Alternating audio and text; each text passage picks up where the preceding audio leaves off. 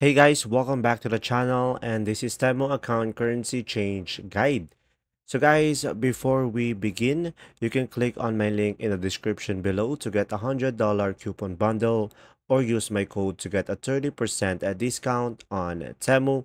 And guys, remember that the $100 coupon code bundle and 30% discount is only for Temu new users. So now with that said, once you are on Temu, first thing that you will do is simply tap on the U icon on the middle down below.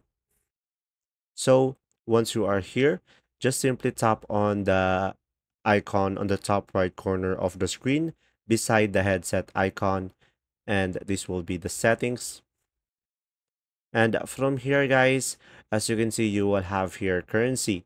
So in order for you to change the currency is to simply change the country and region. So just simply tap on country and region. And from here, just simply select the country that you prefer. So let's say I'm going to go for Philippines, and a pop-up will show up that if we change our country, the prices and the shipping fees will change as well, and the items as well. So just simply tap on switch to Philippines.